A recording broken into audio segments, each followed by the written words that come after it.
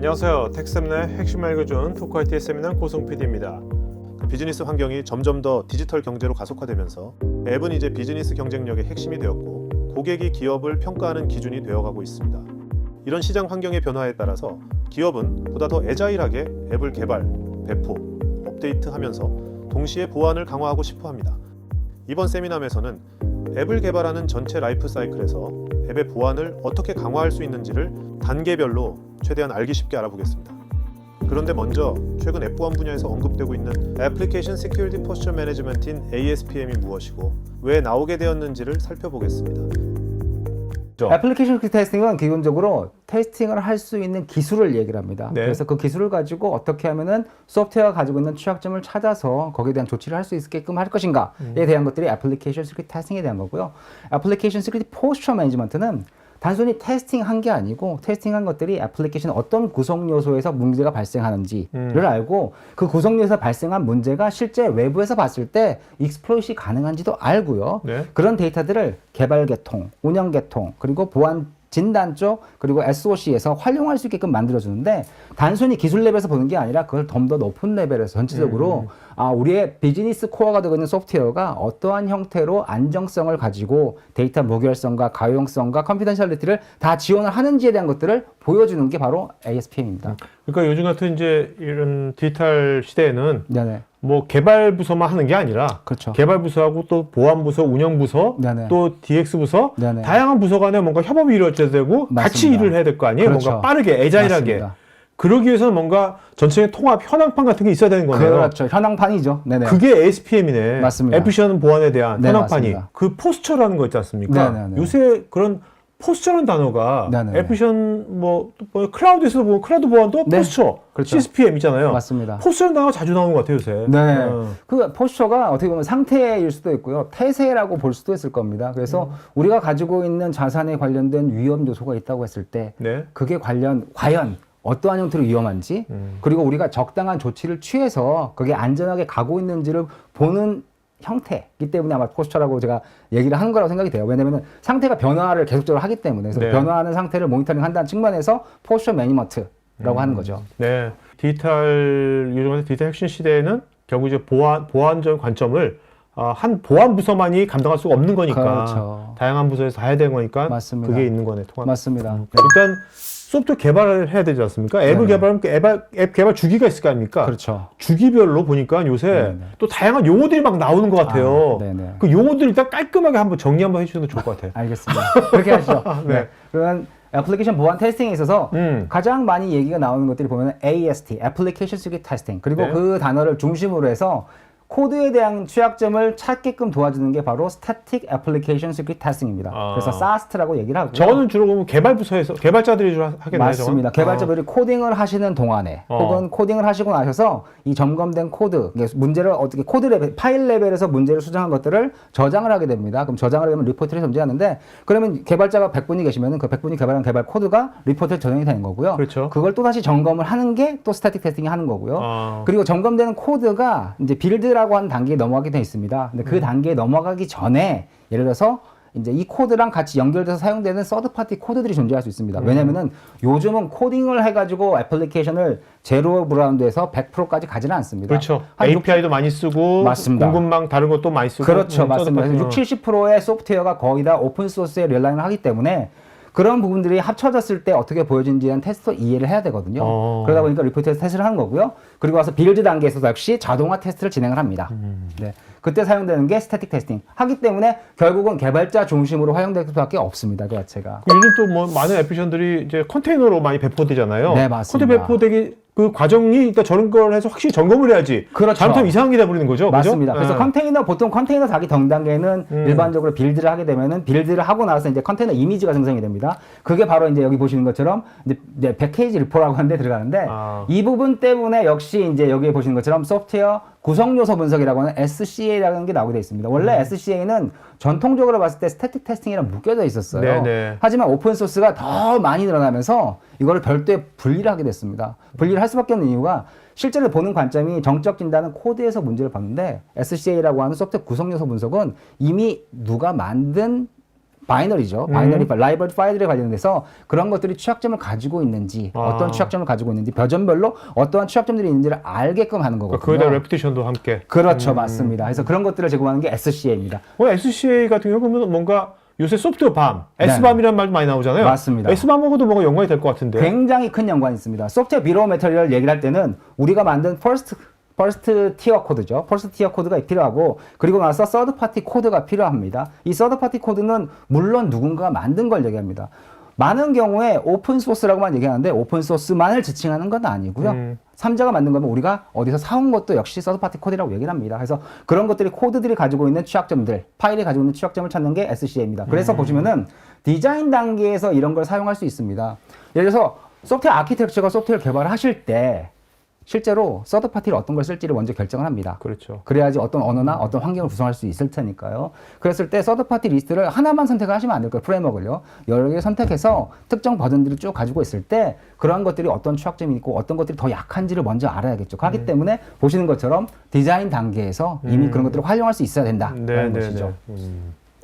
그 다음이 이제 다이나믹 테스팅입니다. 앞서서 말씀드린 정적 테스팅이나 SCA는 개발자 중심이라고 본다고 한다면은 동적 진단은 실제로는 빌드 이후에 이제 런타임 준비 환경이 된 겁니다. 그래서 얘를 배포를 어느 단계에 하냐면 디버깅 테스팅 단계에 넣거나 아니면 테스팅 스테이지라고 하는 실제 운영 단계에 들어가게 됩니다. 그 운영 단계 애플리케이션, 뭐 웹 애플리케이션이나 API 같은 것들이 존재할 수 있을 겁니다. 그래서 그런 것들을 이제 실제로 외부에서 아까 제가 사전에 얘기한 것처럼 공격자 관점에서 문제를 확인하고 예를 들어서 뭐 SQL 인젝션이나 뭐 C서프나 그런 취약점들을 알 수 있게끔 도와주고 그 취약점들이 도대체 어떠한 형태로 발생하는지에 대한 패턴을 알려줍니다. 그리고 그 패턴들이 실제로는 개발자들이 수정할 때 활용이 되거나 아니면 나중에 뭐 SOC나 혹은 뭐 트랙 관리 시스템 쪽에서 활용할 수 있게끔 되어져 있는 거죠. 예를 들면 개발자가 이제 토크IT 페이지를 새롭게 만들었어. 만들면 토크IT 페이지가 있단 말이에요. 그렇죠. 그럼 그거를 AST가 안에서 뭔가 인젝션 공격이라든지 이런 걸 막 해본다는 거죠? 그렇죠, 맞습니다. 그래서 그거를 자동으로 테스트할 수 있게끔 하기 위해서 이제 뒤에서 잠깐 설명드린 DevOps라고 하는 환경 내에 들어가게 돼서 DevSecOps 환경 내에서의 자동화된 테스트를 빌드 스테이지부터 동적 진단하는 거고요. 정적 진단도는 그 앞 단계에서 자동으로 수행을 하는 거죠. 네네. 요즘같이 뭔가 이렇게 애플리케이션을 배포할 때 뭐 CI/CD 파이프라인을 태운다든지, 그다음에 오픈소스를 많이 활용한다든지, 그렇죠. 예전처럼 그냥 인하우스에서 SI처럼 막 누가 혼자 몇 명이 만드는 거라면 이게 복잡하게 필요 없지만, 그렇죠. 그죠? 맞습니다. 지금 같은 시대에는 이런 것이 정말 필요하겠네요. 맞습니다. 왜냐하면 요즘 타임 투 마켓이라는 게 또 굉장히 중요하고 얼마나 빠르게 우리가 원하는 스케줄대로 소프트웨어가 배포가 되는가가 실은 그렇죠. 기업 입장에서 봤을 때는 비즈니스를 생산성 높이는 것도 굉장히 관점이 연결이 돼 있거든요. 그 다음으로 얘기할 수 있는 게 이제 인터랙티브 애플리케이션 시큐리티 테스팅입니다. 동적 진단 도구가 해커와 관점에서 문제를 봤다고 한다면 정적 진단 IS 테스팅은 어떤 관점이냐면요. 실제로 테스트가 100% 다 이루어지지 않을 가능성도 있어요. 동적 진단 도구를 했을 때도. 정적 진단도 마찬가지고 아까 그런 오버랩된 부분도 있고. 근데 이거 기능적인 관점에서 취약점을 찾는 기술입니다. 이거는 런타임 애플리케이션의 에이전트 형태로 들어가가지고요. 애플리케이션이 어떻게 동작하는지를 움직임을 확인합니다. 그래서 개발자가 개발한 코드가 빌드가 되고 배포가 된 다음에 누군가가 디버깅 테스팅을 해요. 혹은 누군가가 펑셔널 테스팅을 합니다. 뭐 피처 펑셔널리티 테스트를 하려고 했을 때 그 테스팅을 하게 된다면 실제로 애플리케이션이 어떻게 동작하는지를 보고 응답이 내가 요구하는 방식대로 오는지를 보는 방식인 거죠. 뭔가 리스폰스 타임이 어떤지 그렇죠. 인터랙티브 AST는 뭔가 사용자 경험, 그렇죠. 사용자 경험을 많이 보겠네요. 맞습니다. 사용자 경험도 중요하고요. 사용자가 애플리케이션을 얼만큼 많이 인터랙하느냐, 사용하느냐가 굉장히 중요한 거죠. 네네. 네. 그래서 보시는 것처럼 이거 같은 경우에는 보시는 것처럼 QA나 뭐 테스팅 팀이나 오퍼레이션 팀, PM 쪽에서 활용하기 좋죠. 네, 그 다음에 얘기가 나온 게 아까 말씀하신 ASPM이라는 건데요. 애플리케이션 포스처 매니지먼트는 여기 앞에서 보시는 것처럼 이러한 밑에 보시면 보안 활동으로서의 테스트들이 존재합니다.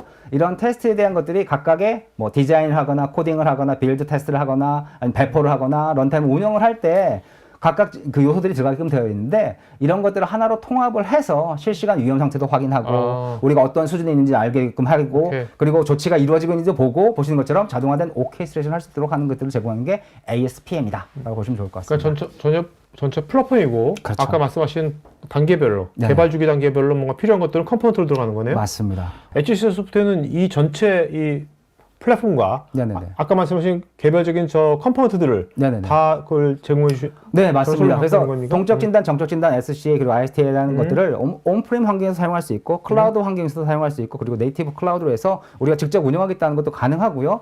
그리고 이제 ASPM이라는 플랫폼도 제공을 하고 있는데 ASPM의 포인트는 아까 말씀한 것처럼 현황을 지속적으로 모니터링 할 수 있어야 되는 게 있고요. 또 하나는 요즘 굉장히 핫한 그 SSGM이죠. 서플라이 체인, 소프트웨어 서플라이 체인 매니지먼트에 관련된 것들을 제공할 수 있느냐에 대한 네. 것들인데요. 그런 걸 역시 같이 제공을 하고 있습니다. 오케이. 그리고 그런 이제 HCL 소프트웨어 제품명이 앱스캔입니까? 앱스캔입니다. 오케이. 네.